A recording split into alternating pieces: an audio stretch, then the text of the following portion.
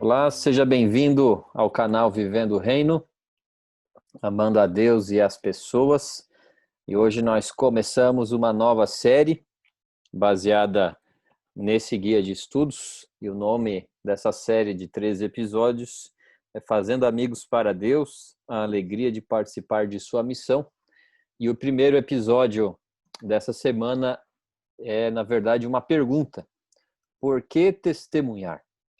Mas antes da gente entrar aí no tema dessa semana, né? Vamos mais uma vez aí, se você está entrando no canal pela primeira vez, participando, né? Se inscreva aí no canal também.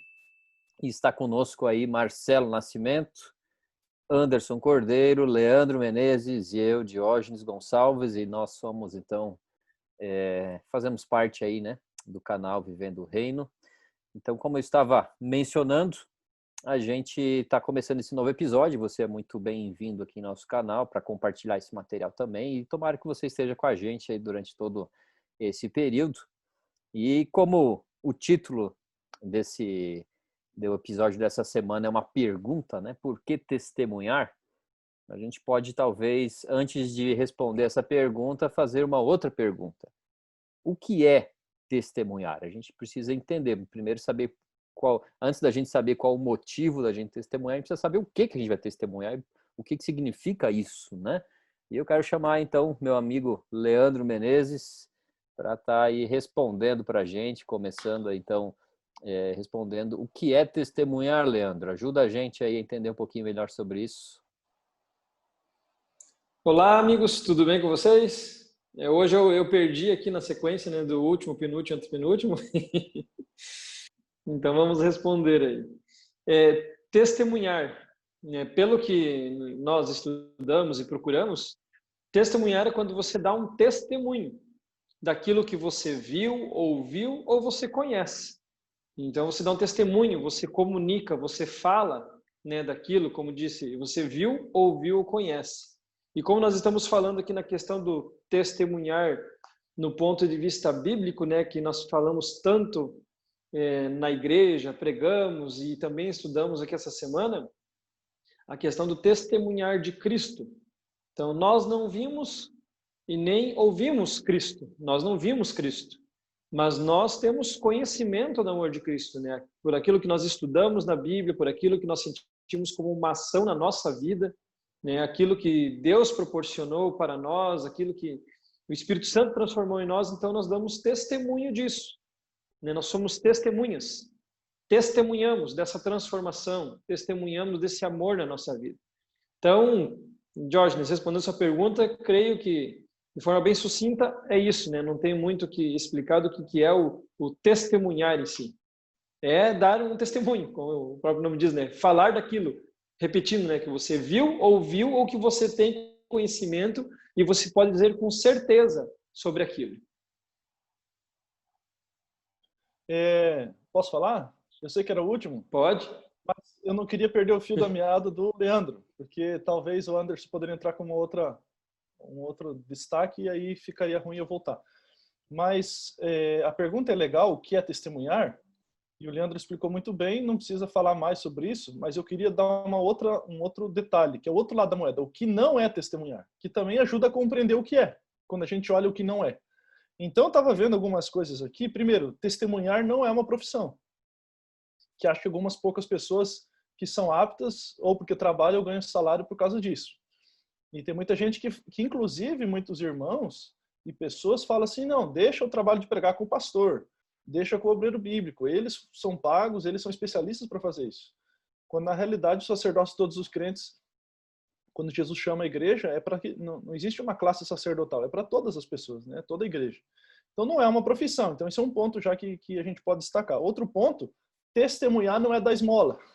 Tem gente que acha, não, eu testemunhei essa semana de Jesus porque dei esmola para um mendigo lá no sinaleiro. Não tem nada a ver uma coisa com a outra, né?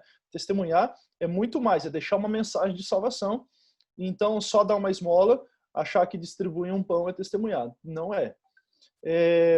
Outro ponto, também aqui, ganhar almas não é reformar as pessoas. O que eu quero dizer com isso?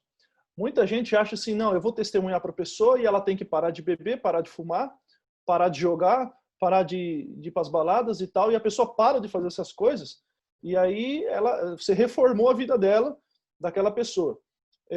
Só que se fosse esse como é que diz, a exemplificação máxima de uma conversão, de um testemunho que eu dei, e a pessoa mudou essas coisas, então bastava cada um de nós simplesmente exercer um pouquinho como é que diz, esqueci da palavra agora, força de vontade, né?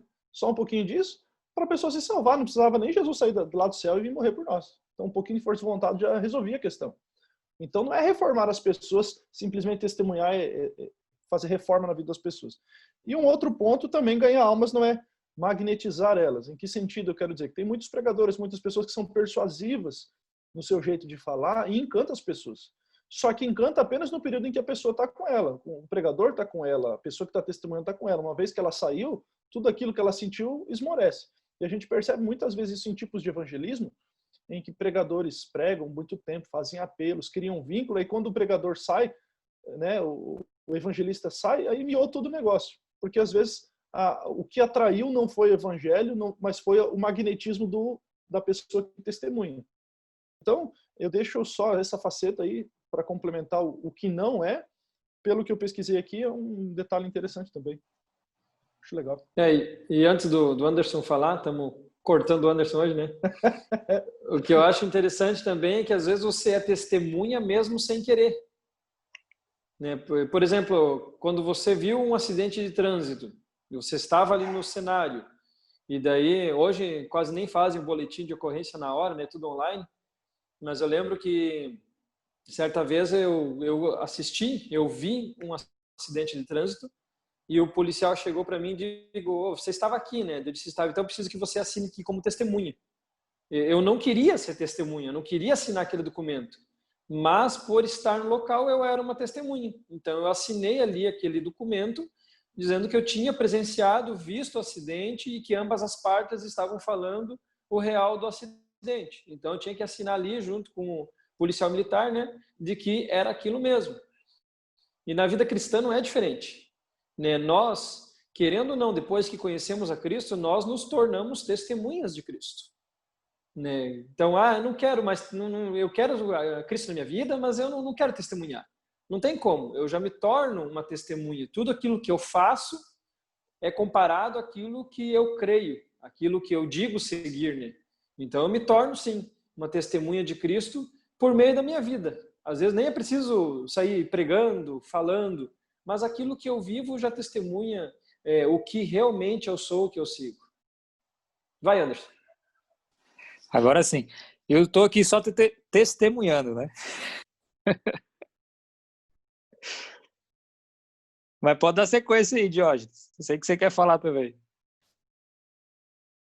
Falando um negócio interessante sobre testemunho, claro que toda ilustração que a gente use, ela não equipara 100% à realidade, né? Ela tem a sua deficiência na ilustração. Testemunha, né? A gente olha para o testemunho de um crime, a pessoa olhou um crime, viu um crime, vai testemunhar. Um acidente de trânsito, como o Leandro falou, testemunha, eu vi o crime, olha lá, o acidente, vou testemunhar. Só que no contexto do evangelho, não é diferente um pouco essa questão de testemunha. Por quê? Porque eu não vou testemunhar da conversão de um outro, eu vou testemunhar da minha conversão, né? Geralmente a ilustração que a gente usa, você testemunha e conta para os outros o que viu, mas não o que viu na vida dos outros, como um acidente de trânsito ou como um crime, né? Você é o agente em ação ali junto com Deus. Eu fui salvo, eu fui redimido, eu vou contar dessa experiência comigo, não que eu observei na vida de outro. E por incrível que pareça, tem muitas pessoas que hoje as testemunham até, falam de Jesus, mas não pela experiência que tem com Cristo, mas conta histórias de terceiro. Eu testemunho da fé do meu pai, aí as histórias que você conta são as histórias do seu pai, ou conta as histórias do ancião da igreja, ou daquele irmão que eu gostei, ou da pessoa que me trouxe para a igreja, mas eu não conto as minhas histórias com Cristo. Porque eu sou uma testemunha de um terceiro, como a ilustração aí do trânsito, ou de um crime, enfim. Na realidade, eu tenho que ser testemunha daquilo que aconteceu comigo, né? Então, só fazendo esse ajuste na ilustração aí. É verdade, até isso ficou bem fresco na minha memória. Ontem eu acabei falando um pouquinho sobre Gálatas capítulo 1 ali para os irmãos, e E uma das acusações que eram feitas a Paulo é que ele não era uma testemunha ocular, né?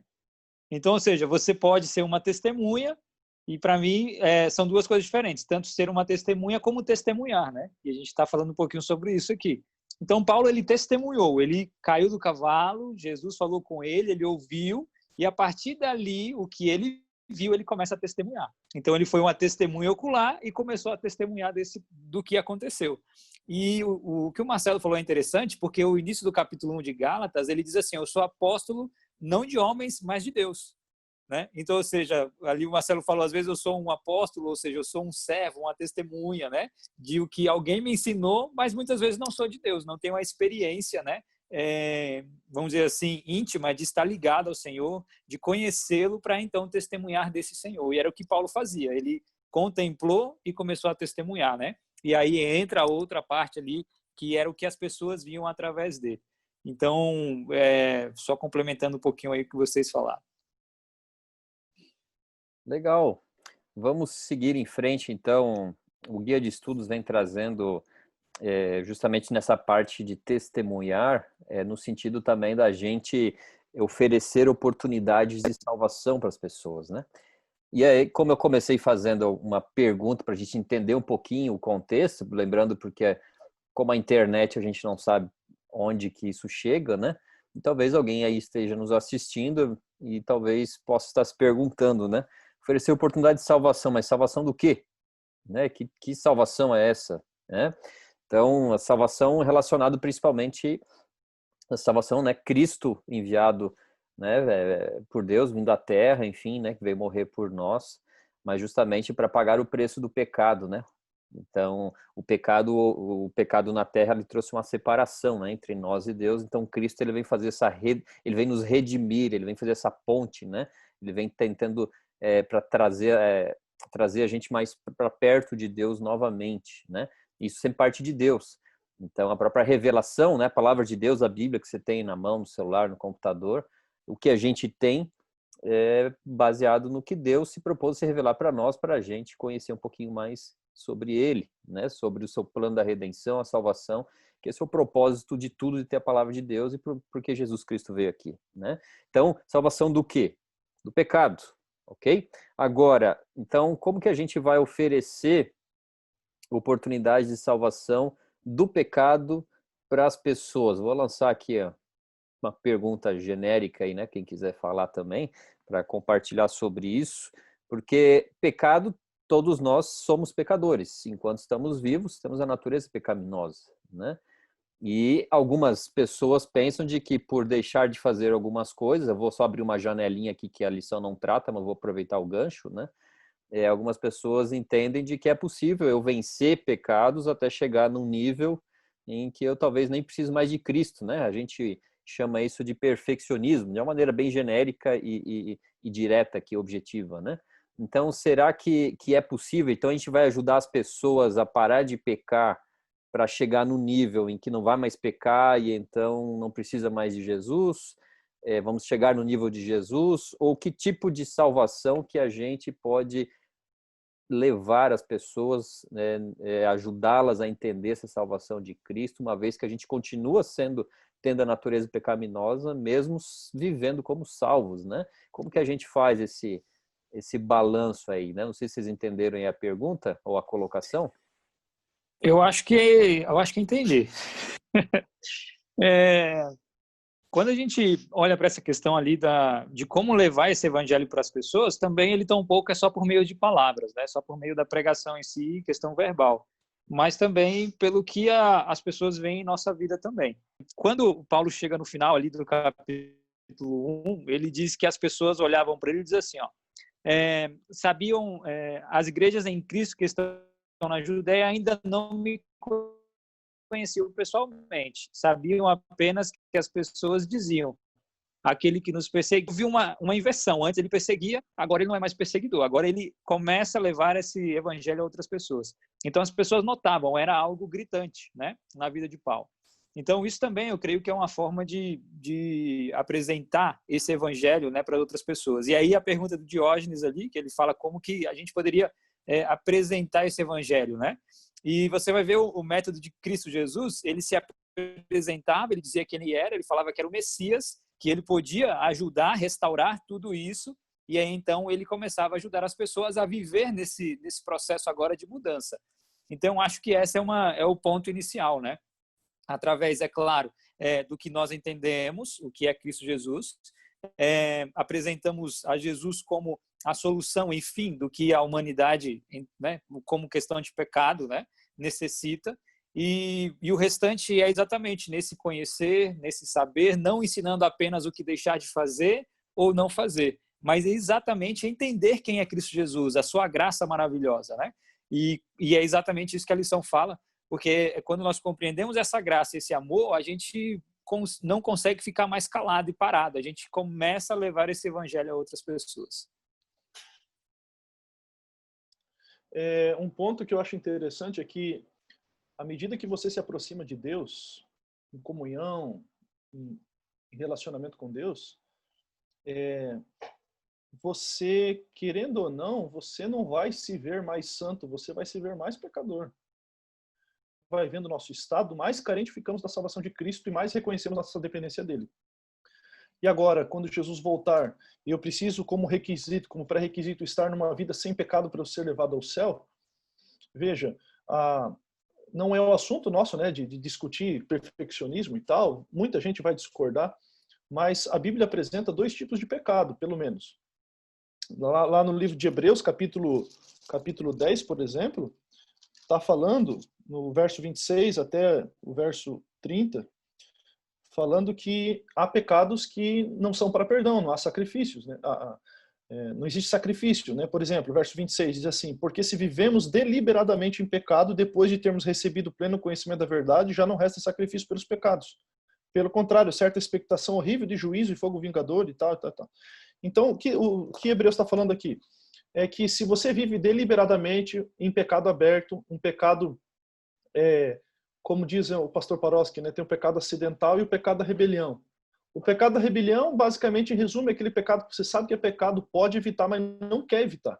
Esse pecado é uma afronta contra Deus. Ah, tá, então quer dizer que o pecado acidental é menos pior? Não, ele também é ofensivo tanto quanto.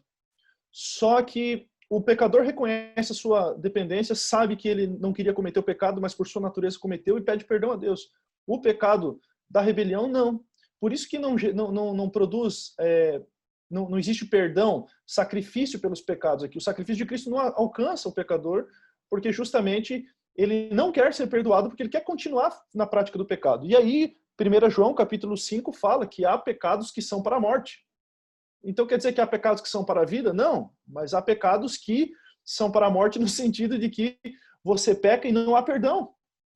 Porque você peca na rebelião e não no pecado acidental. E agora, lá nos últimos dias, antes da volta de Jesus, porta da graça fechar, quer dizer que então a gente vai viver uma vida sem pecado? Não, a nossa natureza não foi transformada, só quando Cristo voltar. Então o que nós vamos deixar de fazer e o que nós vamos continuar fazendo? O pecado acidental. Porque Deus sabe que a gente vai continuar pecando, mas o da rebelião não, entende? Só que o pecado acidental, o sangue de Cristo cobre. O pecado da rebelião, Hebreus diz que não há sacrifício. Então, eu fiz aqui uma curva enorme para explicar, mas é isso aí, toca a barra. Não, é importante porque, como a gente está falando de testemunho, testemunhar, de salvar outros, a gente precisa, pelo menos eu entendi dessa forma, né, que é importante estar muito claro na nossa mente e de quem a gente está aqui compartilhando isso, né, a gente saber exatamente do que, né, e até onde isso vai chegar. Eu tenho percebido que muitas pessoas vivem com peso, com fardo nas costas, porque acham que precisam ficar sem pecado nenhum para serem salvas, né? E aí é aquilo que o Marcelo acabou de explicar, né? Então a gente não precisa disso. A questão só que o pecado ele vai ser um acidente. A gente não vai planejar, ninguém planeja um acidente, né? A própria palavra acidente é algo inesperado, né? Você não vai planejar, olha, vou sair de casa e bater meu carro no poste, né? Se você está em sã consciência, não vai fazer isso, né? Mesma coisa do pecado. Mas os dois são afronta, né? Então agora, fazendo, né, juntando isso tudo, vamos para a pergunta então, né? Entendendo um pouquinho melhor salvar do quê, o que é salvação, de que forma então que a gente pode, já que Cristo veio a esse mundo para salvar, e agora Cristo já foi ao céu, né? Ascendeu, está ao céu, enviou o Espírito Santo, e agora de que forma eu, você, todos nós que cremos em Cristo, podemos ser esses agentes da salvação, ou como que a gente pode ser essa oportunidade, levar a oportunidade de salvação para os outros? Não sei se o Leandro aí quer falar alguma coisa. Já que falou, né?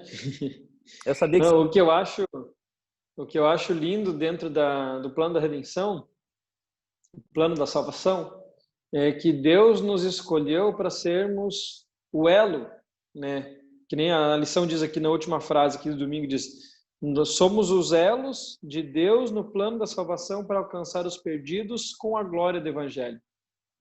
Então, dentro do contexto de testemunha, eu não lembro qual é o livro que diz ali, não lembro se é o Grande Conflito ou... Eu não estou lembrado mesmo. Que diz assim que os anjos gostariam de ser do céu, vir à terra e testemunhar, falar de Deus, falar do amor de Deus. Mas Deus disse não para eles e escolheu o ser humano. Por quê? Como o Marcelo complementou no começo ali, né, falando do exemplo que eu dei de testemunha que viu um acidente de trânsito, mas a testemunha como alguém que viveu, né? Deus nos escolheu para ser esse elo no plano de salvação, porque nós, digamos assim, temos a autoridade para falar do que foi transformado na nossa vida. Né? Nós temos essa autoridade. Nós vemos vários testemunhos de pessoas que viviam, digamos assim, uma vida bem desregrada, uma vida que não era, digamos, num bom caminho, e conheceram o Evangelho, foram transformados pelo poder de Cristo, pelo Espírito Santo, e hoje podem dizer: eu fui transformado, você também pode. Eu recebi a graça de Cristo, você também pode. Eu ainda sou pecador, mas Cristo vive em mim. Você também pode isso. Então, eu vejo assim, nós escolhidos, pecadores, né, para sermos testemunhas de Deus, nós podemos levar outras pessoas a crerem que elas podem ser salvas. A salvação é para todos. Então, eu creio assim, seres imperfeitos testemunhando para seres imperfeitos de um Deus perfeito. Então, traz credibilidade de que aquilo que aconteceu na nossa vida pode acontecer na vida dos outros. Não há, assim, não há perdição para a pessoa se ela quer ser salva. Seria, imagina o contrário, um anjo perfeito, né, que não pecou. Ele vem e testemunha para nós do amor de Deus. Nós iríamos olhar para aquele anjo e dizer: é fácil você falar assim, porque você não pecou, você não está vivendo o que eu vivo, você não sabe o que eu estou passando, então é fácil para você falar. Então, por isso que eu acho lindo ao Deus nos escolher seres imperfeitos para testemunhar do seu amor, né? Ser esse elo aí no plano da salvação no Evangelho. Exatamente, porque o que o Leandro disse, né, já existe um questionamento da parte que Jesus venceu todas as coisas, né? Então, ou seja, mas ele era Deus, então não vale a questão. Então, por isso que isso é passado para todos nós, né? De forma individual, a quem nós éramos e quem nós somos, né? E isso é uma prova de que o Evangelho, o que o Senhor faz na nossa vida, implantando esse novo caráter, esse novo estilo de vida, se fazendo nova criatura, né? É possível não só para alguns, mas para todos. O Diógenes, você tinha perguntado ali sobre a questão de como testemunhar, né? A primeira pergunta era... Como é que era a primeira pergunta? O que é testemunhar, né? O que é testemunhar? Isso. Aí você agora perguntou como testemunhar. Eu acho que antes de como testemunhar, a gente poderia, quem sabe, abordar, e eu trouxe aqui 3 tópicozinhos, sobre por que testemunhar, que aliás é até o título da lição, né?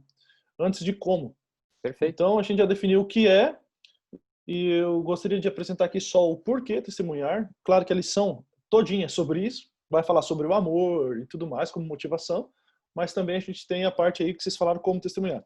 Mas bem, 3 coisinhas que eu queria trazer aqui para a gente pensar. Por que testemunhar? Primeiro, porque Deus quer. Primeiro ponto.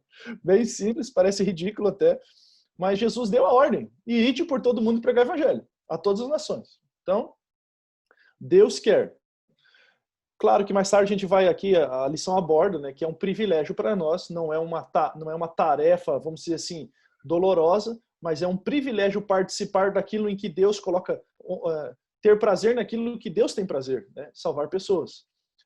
Então, o primeiro ponto que eu acho que a gente pensar é porque ganhar almas, porque Deus pediu, porque Deus mandou, Deus nos deu essa responsabilidade. Segundo, porque somos devedores. Devedores da salvação que ganhamos em Cristo, e nós não podemos ser egoístas em achar que a salvação é só para mim, né?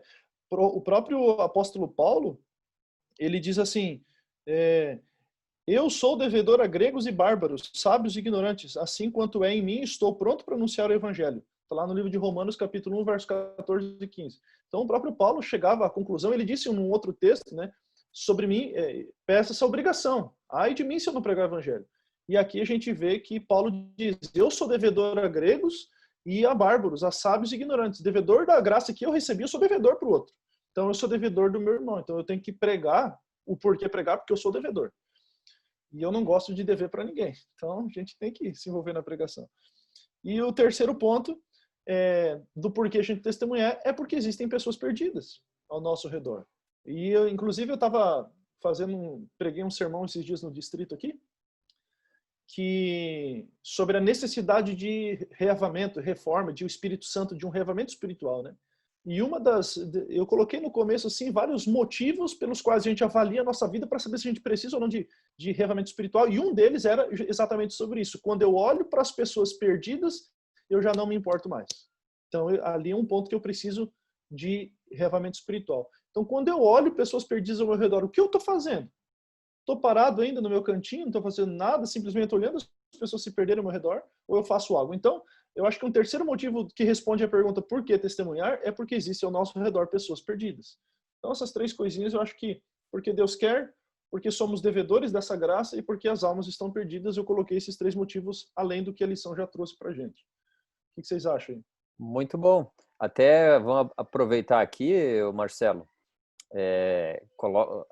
Tem a possibilidade de você colocar eu sei que está gravado aí esse sermão que você mencionou aí, você podia adicionar aqui também no canal Vivendo o Reino, depois a gente faz o linkzinho no final desse vídeo que as pessoas podem estar também, né, aprendendo. Pode ser. Sendo também com essa mensagem aí que foi, com certeza aí, que vai estar compartilhando, né, ajudando as pessoas a entender isso melhor também, tá certo? Então, agora... Ou faz assim, Diógenes. Oi. Que nem os outros canais. Se você curtir esse canal e nós chegarmos a 200 curtidas, né, 200 curtidas no vídeo, nós vamos compartilhar o link do sermão do Marcelo, né? Não, é no Vivendo o Reino mesmo. Isso aí. Então, o Guia de Estudos vem trazendo aqui um texto, 1 Timóteo capítulo 2, verso 3 e 4, ele diz assim: isto é bom e aceitável diante de Deus, nosso Salvador, o qual deseja que todos os homens sejam salvos e cheguem ao pleno conhecimento da verdade. Porquanto há um só Deus e um só mediador entre Deus e os homens, Cristo Jesus. Eu acho que eu li até o verso 5, né? É só até o 4. O qual deseja que todos os homens sejam salvos e cheguem ao pleno conhecimento da verdade. E aí tem outro texto, 2 Pedro 3, verso 9, que diz assim: não retarda o Senhor a sua promessa, como alguns a julgam demorada. Pelo contrário, ele é longânimo para convosco, não querendo que nenhum pereça, senão que todos cheguem ao arrependimento. Agora eu quero fazer aqui uma outra pergunta, e eu sei que os meus nobres colegas aí vão responder muito bem, mas é uma dúvida que muita gente tem, porque a gente está falando de salvação, de testemunho, mas como fica com a relação de testemunhar, de salvação, com aqueles que, vamos dizer assim, não são cristãos ou nunca ouviram falar de Jesus Cristo, estão tudo perdido? Será que só o fato deles terem contato com algum cristão na vida do dia a dia, né? Antes o Leandro mencionou ali que às vezes talvez a gente não chegue a falar, mas a maneira como a gente vive, alguns percebem algumas diferenças, enfim. Será que isso de alguma forma, esse princípio do testemunho vai ajudar essas pessoas que que talvez nem conhecem ou não sabem direito quem é Cristo. Talvez até no nosso país, sim. Mas vamos aqui dificultar um pouquinho mais, né? Vamos colocar aí, vamos imaginar que você vai lá fazer uma viagem para a China, ou Índia, né? Lá no Oriente, a gente sabe que lá o nome de Jesus Cristo é um nome que é bem difícil, né? De as pessoas entenderem ou saberem quem é, né? Então, como é que ficam essas pessoas? Eu sei que, né? Todos nós que somos pastores, e a gente já deve ter ouvido muitas vezes pessoas perguntando sobre isso. Como que ficam essas pessoas, né? Essa questão do testemunho e tal, de que forma a gente pode ajudá-las, e se elas nunca tiverem contato com alguém para testemunhar para elas, e aí, é perdição para elas? A gente pode entrar no assunto da lição passada sobre revelação, quando a gente estudou lá no começo sobre revelação. Existem vários tipos de revelação de Deus. Umas mais específicas, outras nem tanto, mas todas revelações. No livro de Romanos, capítulo 1, verso 19 e 20, já traz um texto interessante. Diz assim: porquanto o que de Deus se pode conhecer é manifesto entre eles, porque Deus lhe manifestou. Porque os atributos invisíveis de Deus, assim como seu eterno poder, como também sua própria divindade, claramente se reconhecem desde o princípio do mundo, sendo percebido por meio das coisas que foram criadas. Ou seja, através da natureza e das coisas criadas, quer seja dentro do planeta, fora do planeta, né, no espaço sideral, enfim, ela descreve e revela um poder criador. Não vai revelar, talvez, o amor de Deus, talvez de maneira paliativa, num cuidado de um animal, na natureza, mas não profundamente como a Bíblia e Jesus Cristo demonstraram. Mas apresenta, aqui diz, atributos divinos, né? Só que no final, o texto do verso 20 diz assim: tais homens são por isso indesculpáveis. Então eu creio que Paulo está falando para nós que quando Jesus voltar e muitas pessoas não subirem e querer contra-argumentar com Deus, falar assim, mas peraí, eu nunca ouvi falar dessas coisas. A própria revelação natural nos mostra que os homens se tornam indesculpáveis diante de Deus, porque mesmo na revelação natural, a gente tem que tomar uma posição em relação a um Criador ou não. Entende? Então, acho que já falei minha parte, eu quero ver as opiniões dos outros. Vou aproveitar, já que eu acho que você fez uma resposta bem completa, se alguém também quiser compartilhar aí. Isso está um pouquinho ali na parte de domingo, né? Até esses textos aí que você mencionou, a parte de Romanos ali e tal, por isso que eu fiz esse link. Mas, considerando o texto que a gente leu agora de Timóteo e Pedro, né, na questão da longanimidade de Deus para que as pessoas sejam salvas e tal, ou seja, nós como igreja adventista, nós somos um movimento profético, né? A gente surgiu, claro que a gente não vai aqui, não tem tempo para descrever como surgiu a igreja, etc., né? Você pode pesquisar um pouco mais sobre isso, mas nós somos um movimento profético. Mas, ou seja, nós cremos nesse mandamento de Deus de pregar o evangelho a todo mundo. E aí vou lançar aqui a pergunta que a própria lição aqui traz no finalzinho da parte de quarta-feira, né, o guia de estudos. Qual é o risco, né, que a igreja tem, igreja como um todo, né, eu, você, no mundo inteiro, de se tornar tão concentrada em seu interior a ponto de se esquecer o seu propósito missionário? Qual é o risco que a gente tem de talvez se centrar tanto em nós mesmos, né? Às vezes centrado apenas no prédio, apenas nos programas internos, tudo focado para dentro, junta a panela só com quem já é adventista, brincadeiras, né? Social, enfim, bola, etc., né? Só para quem é adventista, ou seja, só centrado para dentro. Qual é o risco que isso tem, né? Da gente entrar no interior e esquecer a parte que nos cabe? Não sei, Anderson, Leandro, aí querem comentar algo a respeito? Eu vejo assim, a igreja ela existe com um propósito, né? O propósito é de nós cumprirmos a missão, nós nos envolvermos com a missão. É bom ir na igreja, encontrarmos nossos irmãos, ter esse momento recreativo, né? Sair jogar bola, mas é bom nós envolvermos tudo isso com propósito. Se vamos ter algum evento social, seja com os jovens, tentar focar também como nós podemos envolver, quem sabe, aqueles jovens que faz tempo que não vêm, aqueles jovens que nós poderíamos envolver aqui para conhecer a igreja, que sabe quebrar um preconceito de que o crente não é feliz, né? Então, eu vejo assim, a igreja existe com propósito, é o que nós encontramos na Bíblia. Né? Você falou aí sobre o surgimento da Igreja Adventista, né? Que é uma história bem longa ali, o contexto, né, profético que está em Apocalipse 10. Mas deixa eu ler só aqui o verso 11, que o Apocalipse 10 ele vem falando sobre o livrinho, doce na boca, amargo no estômago, representando ali o desapontamento que houve em 1844, falando da vinda de Jesus, que era doce, né? E depois foi amarga porque Jesus não veio.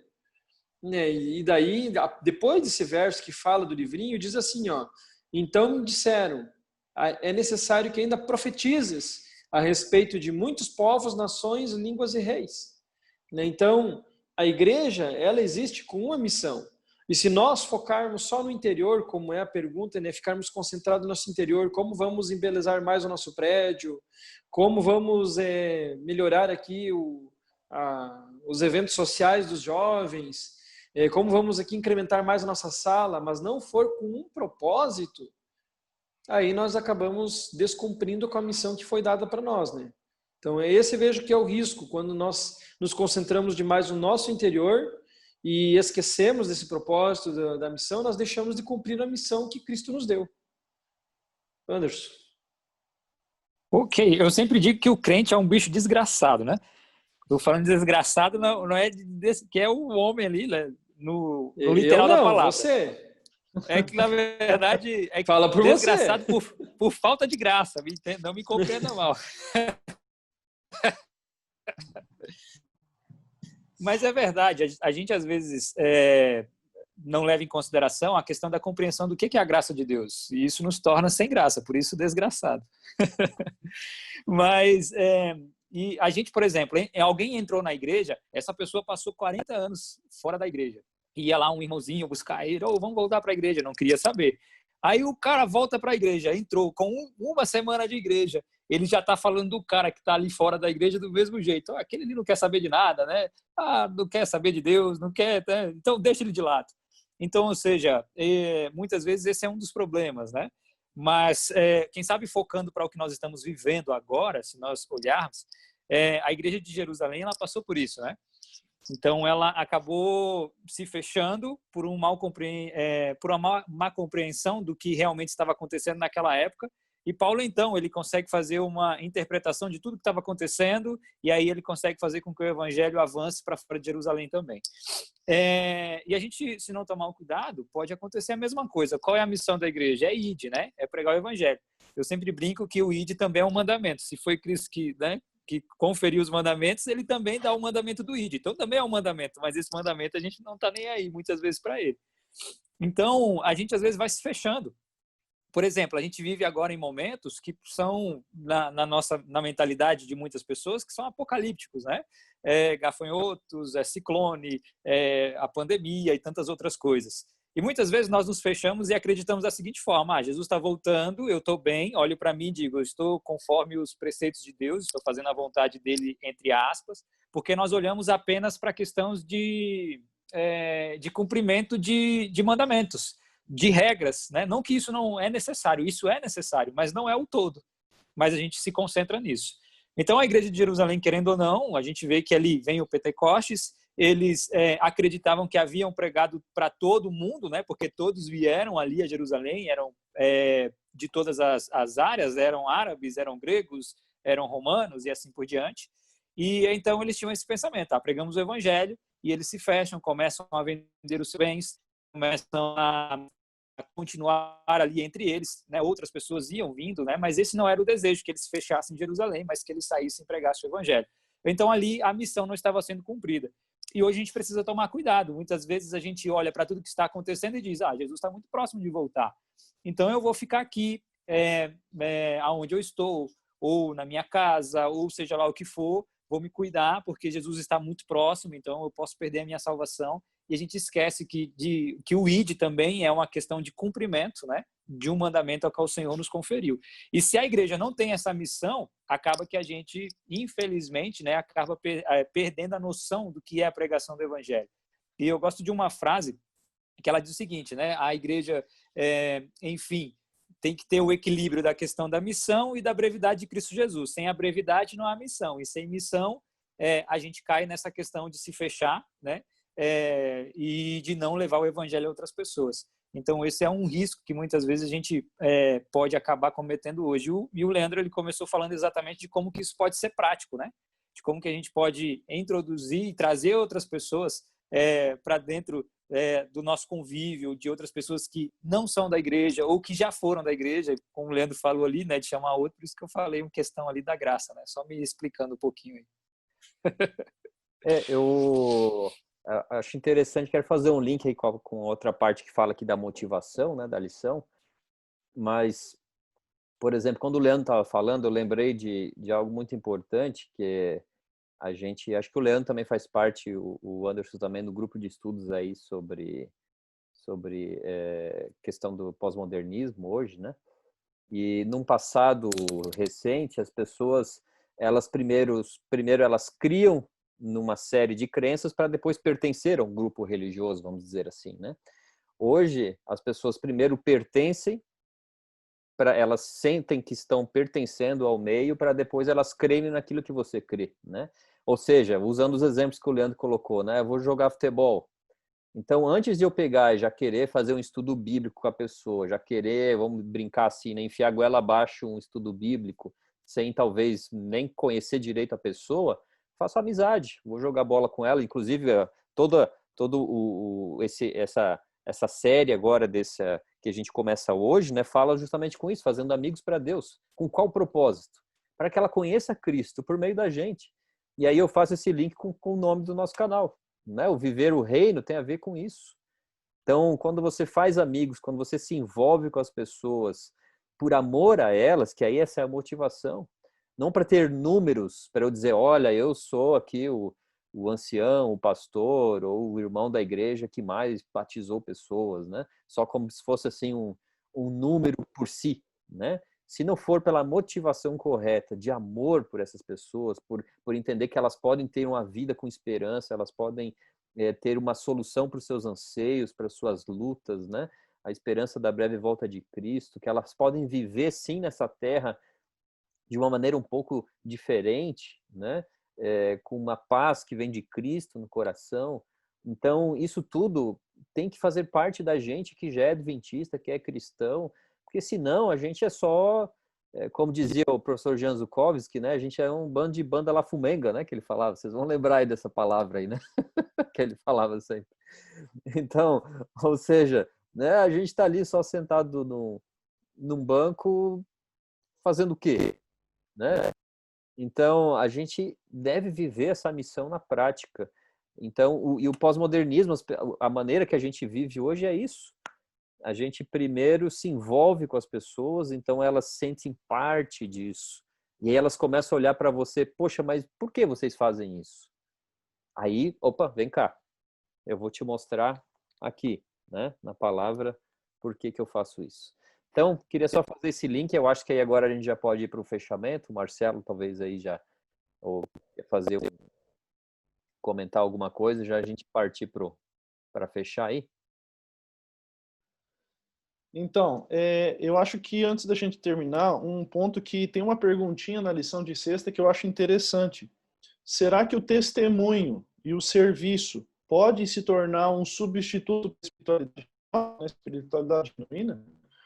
E isso é muito interessante, principalmente para quem assiste a gente, todos podem cair nessa tentação. Eu posso sair dar um estudo bíblico junto com o irmão e não ter pegado na minha Bíblia de manhã cedo, ou como a gente viu na lição passada, qualquer horário que seja, mas tendo comunhão com Deus, né? Então a gente inconscientemente pode substituir o serviço do Senhor pela nossa espiritualidade achando que isso pode salvar.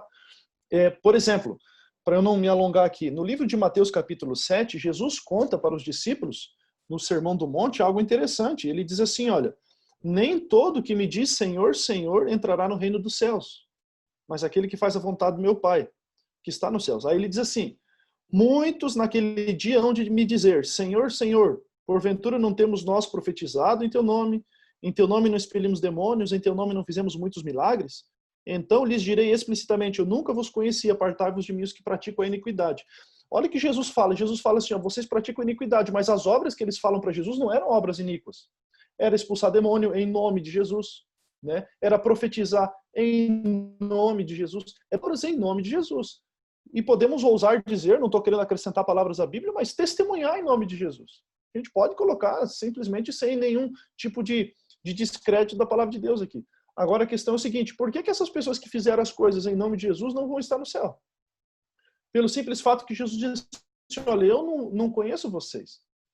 Então aqui, o fato de a gente ir para o céu não é o que eu faço ou deixo de fazer, mas é o fato de Jesus me conhecer. E esse conhecimento, ele acontece num período de comunhão com Deus. E aí, então, eu me torno uma testemunha disso que acontece na minha vida particular. Eu quero dizer o seguinte, então quer dizer, pastor, que todo mundo que prega vai voltar no céu. Aí também não. Né? Todo que é nascido no reino de Deus é um missionário.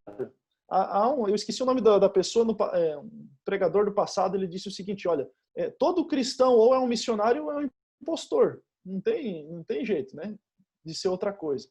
Então, aqui a lição vem falando para nós o seguinte, se a gente tem um relacionamento com Deus especial, a gente vai testemunhar. Mas eu posso usar o serviço e o testemunho como uma muleta para não ter um relacionamento saudável com Cristo. Quando que eu vou saber disso, né? Pelo menos assim, olhando para as pessoas. Só no dia da volta de Jesus mesmo, quando as pessoas estiverem perdidas, eu salvo. Mas eu posso avaliar a minha vida e perceber, será que o testemunho está me tirando da comunhão com Deus?